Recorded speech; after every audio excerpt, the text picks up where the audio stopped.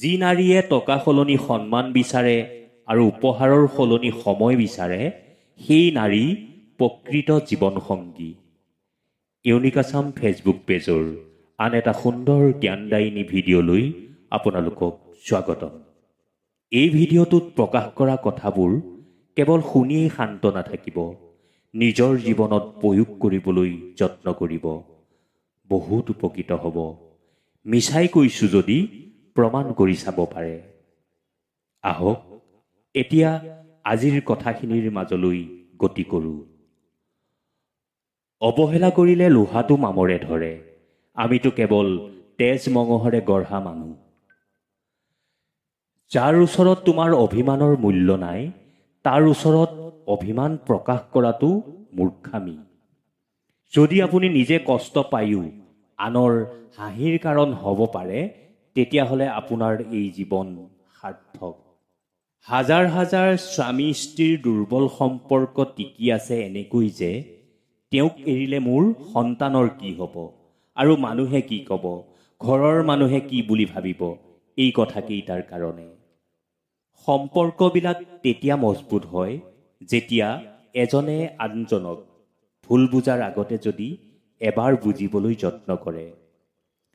অৱহেলিত বস্তুবোৰ এদিন মূল্যৱান হয় মনত হাৰি যোৱাৰ পিছত, যেতিয়া তাৰ শূন্যতাই যন্ত্ৰণা দিয়ে। কাৰো আশাক নষ্ট নকৰিব, হয়তো এই আশাই তেওঁৰ শেষ সম্বল।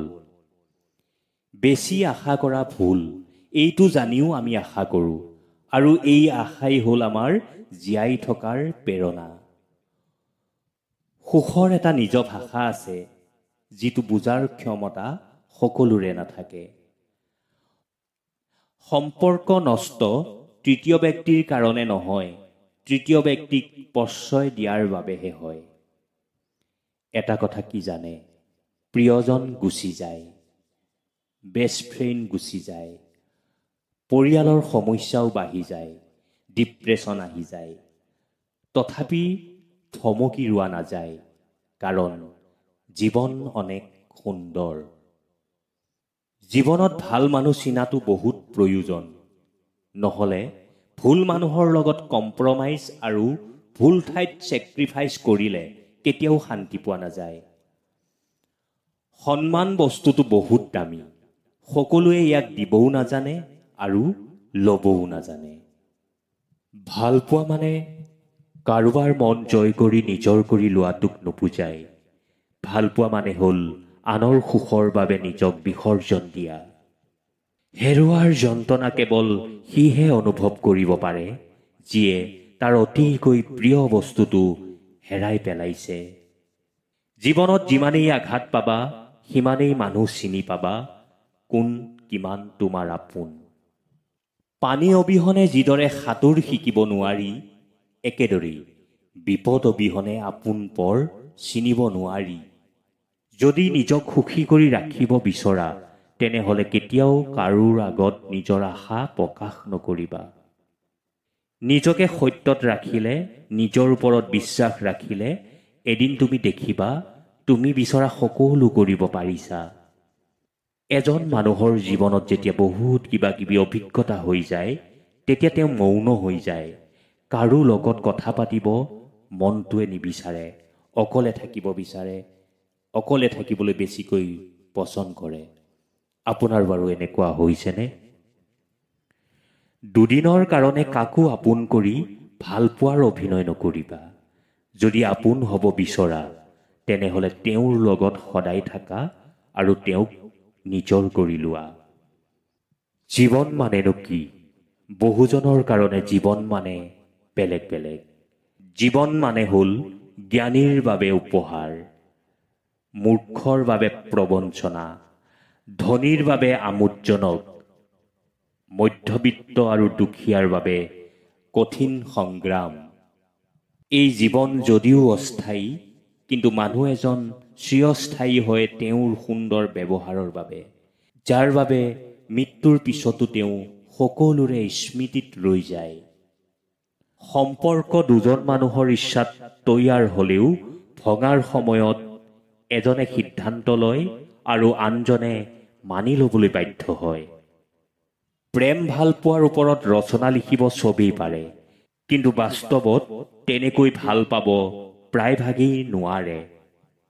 সম্পৰ্ক এটা আৰম্ভ হয় মনৰ মিঠা আবেগৰ বা লাগি, আৰু সম্পৰ্ক এটা শেষ হয় বাস্তৱৰ নিৰ্মম মাচুৰ লাগি। সম্পৰ্ক এটা জীয়াই ৰখাৰ ইচ্ছা যদি দুয়োফালৰ পৰা সমানেই থাকে, তেনেহ'লে পৃথিৱীৰ কোনো সম্পৰ্কই ভাঙি নাযায়। সম্পৰ্ক সেয়া নহয় যি আনক দেখুওৱাৰ বাবে কৰা হয়। সম্পৰ্ক সেয়াহে যি হৃদয়েৰে পালন কৰা হয়। মানুহে দুখ পাহৰিব পাৰে, কষ্টও পাহৰিব পাৰে, কিন্তু আপোনজনৰ পৰা পোৱা বিশ্বাসঘাতকতা কেতিয়াও পাহৰিব নোৱাৰে। বন্ধুসকল, একপক্ষীয় ভালপোৱাবোৰ এনেকুৱাই হয়। এজনে পাগলৰ দৰে ভাল পায় আৰু আনজনে পাগল ভাবি মাথো অৱহেলা কৰে। যিজনে নিজৰ বেয়া সময় দেখিছে, তেওঁ কেতিয়াও আনৰ বেয়া হোৱাটো নিবিচাৰে।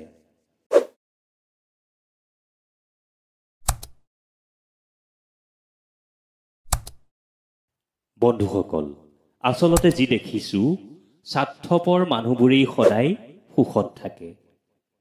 জীৱনত যিমান ধুমুহাই নাহক কিয়, মই কেতিয়াও আঁতৰি নাযাওঁ তোমাৰ পৰা। কিন্তু যিদিনা উপলব্ধি কৰিম তোমাৰ দুখৰ কাৰণ মই, সিদিনা নিজেই আঁতৰি যাম তোমাৰ পৰা বহু দূৰলৈ। বন্ধুসকল, আপুনি যদি সঁচা কথা মনে মনে সহ্য কৰি থাকিব পাৰে, আপুনি ভাল। কিন্তু সন্মুখত যেতিয়া চিধা চিধিকৈ কৈ দিব আপোনাৰ সমান বেয়া আৰু কোনো নাই। মই স্বাৰ্থপৰ বা অহংকাৰী নহয়, মাথো সেইবোৰ মানুহৰ পৰা মই আঁতৰি থাকোঁ যাৰ ওচৰত মোৰ কোনো মূল্য নাই। সপোন যিমান ৰঙীন হয়, বাস্তৱ সিমানেই কঠিন হয়।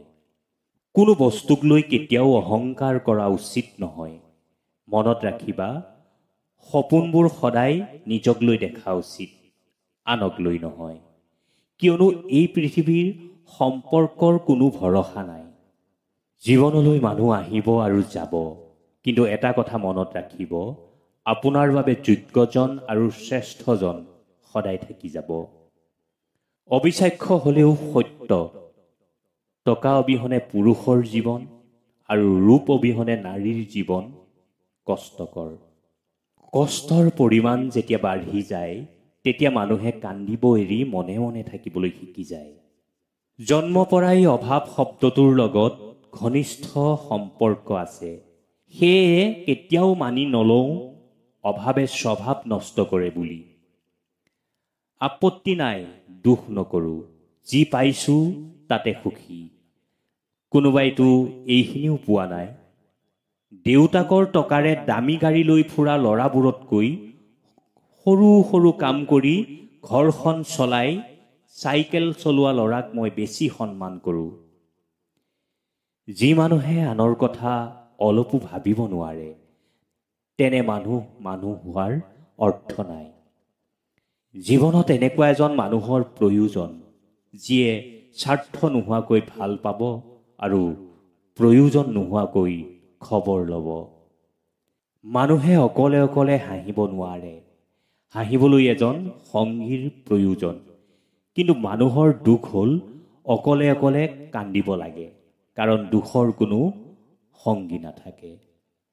গুৰুত্ব থাকিলে সকলো সম্পৰ্কই টিকিব, সেয়া বন্ধুত্বই হওক বা ভালপোৱা। কিছুমান মানুহে মোক বহুত ভাল পায়, কেৱল মাত্ৰ প্ৰয়োজনৰ সময়ত। বন্ধুসকল, কথাষাৰ এবাৰ ভাবি চাবচোন। যিজন থকাৰ তেওঁ এনেই থাকিব, কথাষাৰ মিছা। তুমি যদি ৰাখিবই নোৱাৰা, কোনেনো থাকিব কোৱা? মনৰ কষ্ট আৰু চকুৰ পানী কাকো দেখাবলৈ নাই। জীৱন সুখৰ নহ'লেও কাকো ক'ব নাই। মনত ৰাখা, সকলোৱে কষ্ট দিব পাৰে, কিন্তু কষ্টৰ ভাগ কোনেও ল'ব নোৱাৰে। বৰ্তমান টকা মানুহৰ মেৰুদণ্ড, শিক্ষা মানুহৰ কাৰাদণ্ড, সত্য কথা মানুহৰ মৃত্যুদণ্ড। সুখী হৈ থকাৰ কেইটামান উপায়। 1. মনটোৱে কি বিচাৰে সেইটো কৰক। 2. আনে কিবা ক'লেও তাত গুৰুত্ব নিদিব। 3. যিমান পাৰে অকলে থাকক। 4.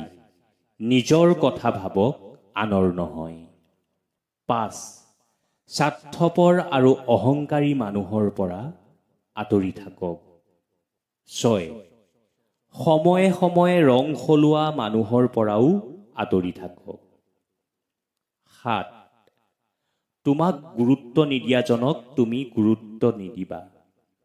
আৰু 8. য'ত তোমাৰ সন্মান নাই তালৈ নাযাবা। কাৰোবাক পাই হেৰুৱাৰ বেদনা কি সেয়া ৰাধাক সোধা। সকলো পায়ো নোপোৱাৰ যন্ত্ৰণা কি ৰুক্মিণীক সোধা। এই পৃথিৱীত কোনো একেবাৰে সুখী নহয়। প্ৰভু শ্ৰীকৃষ্ণৰ প্ৰেম আধৰুৱা হৈছিল। ৰামচন্দ্ৰৰ সংসাৰ ভাগি থানবান হৈছিল। যি পৃথিৱীয়ে স্বয়ং ভগৱানকে সুখ নিদিলে আমিতো তেনেই নগণ্য। এই কথাটো মনত ৰাখিবা। বিহৰ সোৱাদ শিৱক সুধিবা, মীৰাক সুধিলে অমৃত বুলি ক'ব। প্ৰেমৰ কথা ৰাধাক সুধিবা, ৰুক্মিণীক সুধিলে অধিকাৰ বুলি ক'ব। বনবাসৰ দুখ উৰ্মিলাক সুধিবা, সীতাক সুধিলে ধৰ্ম বুলি ক'ব। লকডাউনৰ দুখ দুখীয়াক সুধিবা, ধনীক সুধিলে মজ্জা বুলি ক'ব। ধৰ্মগ্ৰন্থ ৰামায়ণ আৰু মহাভাৰতে কয়, ৰাশিফলৰ ওপৰত বিশ্বাস নকৰিবা, কাৰণ ৰাম আৰু ৰাৱণৰ একেই ৰাশি। ঠিক তেনেদৰেই কংস আৰু কৃষ্ণৰো একেই ৰাশি। ৰাশি একেই, কিন্তু চৰিত্ৰ ভিন্ন। গতিকে সদায় নিজৰ চৰিত্ৰৰ ওপৰত বিশ্বাস ৰাখিবা। সৎ চৰিত্ৰ লোকৰ কোনোদিনেই পতন নহয়। এবাৰ পৰীক্ষাত এটা প্ৰশ্ন আহিছিল। এটা বেংকৰ পৰা কোটি কোটি টকা চুৰি হৈ গ'ল, কিন্তু কাউণ্টাৰৰ কাষত থকা কলমটো য'ত আছিল তাতে থাকি গ'ল। ইয়াৰ কাৰণ কি? এজন প্ৰতিভাৱান ছাত্ৰই উত্তৰটো লিখিছিল, লক্ষী চুৰি হ'ব পাৰে, কিন্তু বিদ্যা নহয়। গতিকে সন্তানক শিক্ষিত কৰক, ধনৱান নহয়। মানুহৰ জীৱনত সময় সলনি হ'বলৈ বেছি পৰ নালাগে। আজিৰ ৰজা কালিৰ ভিক্ষাৰীও হৈ যাব পাৰে। গতিকে ভাল সময়ত অহংকাৰ নকৰিব আৰু বেয়া সময়ত ধৈৰ্য নেহেৰুৱাব।